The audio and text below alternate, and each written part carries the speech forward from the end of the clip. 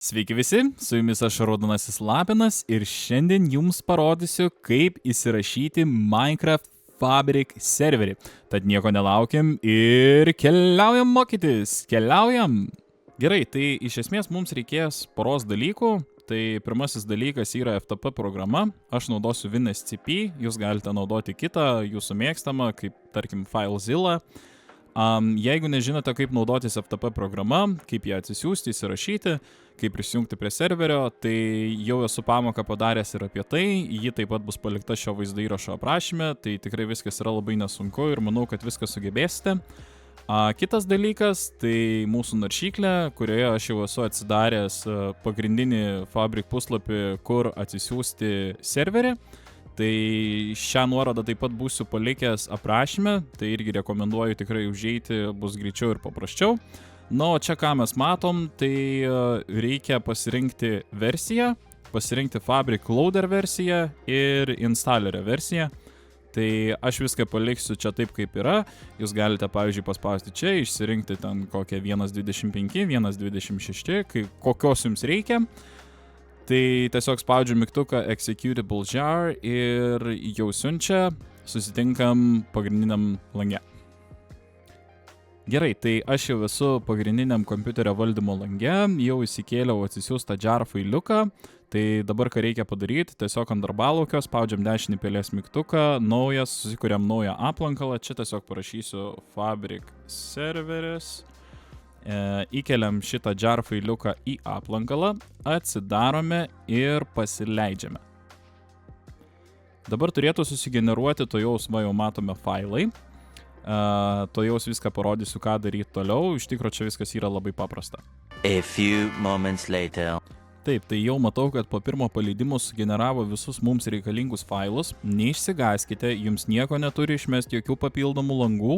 Tiesiog palaukite po pirmo atidarimo, iki kol į aplankalą bus sukelti visi šie reikalingi failai, kurie yra ir pas mane. O dabar atsidarykime failą pavadinimu EULA.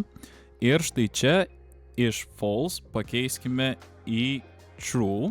Tuomet naudodami Ctrl+S mygtukų kombinaciją išsaugokim arba galite spausti failas ir įrašyti. Uždarome ir dar kartą paleidžiame anksčiau jau atsisiųstą Fabric jar failiuką. 12 seconds later. Po antro paleidimo jau atsirado ir papildomas serverio veikimo langas, o taip pat ir atsirado dar papildomų įvairių failiukų. Tai kaip čia jau matome, yra sukurtas pasaulis, jau konsolė mums parašė done, reiškia viskas užsikrovė sėkmingai ir čia daugiau iš esmės nieko daryti nereikia. Viskas, ką dabar liko pasidaryti, tai susikelti failus ir persivadinti šitą pagrindinį jar failiuką. Tai dabar keliaujame į WinSCP.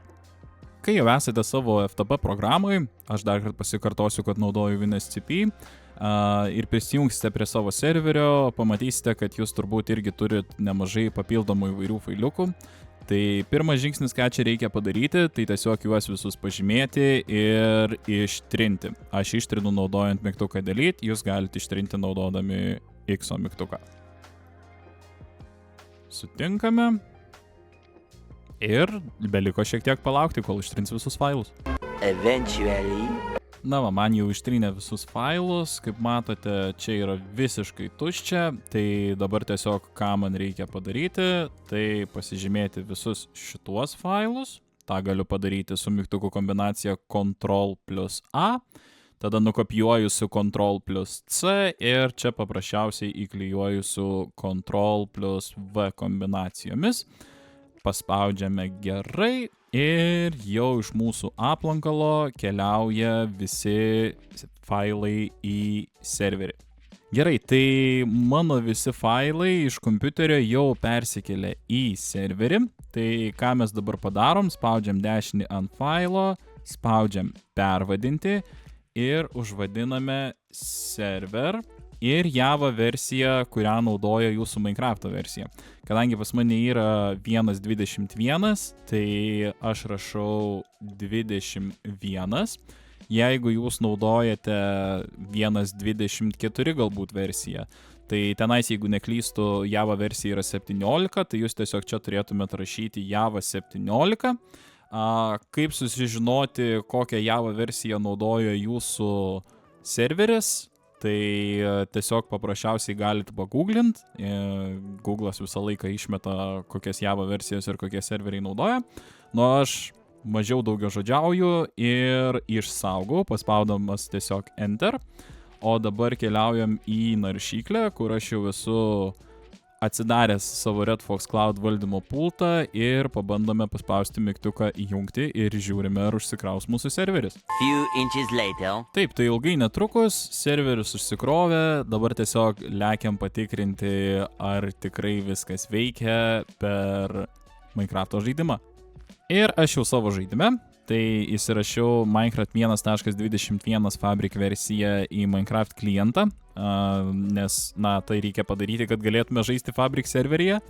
Jeigu nežinote, kaip tą padaryti, galite parašyti komentarus, turbūt sukursiu pamoką dar vieną apie tai, bet manau, kad visi tą sugeba padaryti, nes ten gal 2 mygtukų paspaudimai.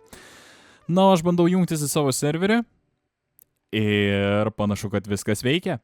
Tai va taip paprasta yra įsirašyti Fabric serverį į Red Fox Cloud. Jeigu jums patiko ši pamoka, būtinai paspausite mygtuką patinka, prenumeruokite Red Fox Cloud kanalą.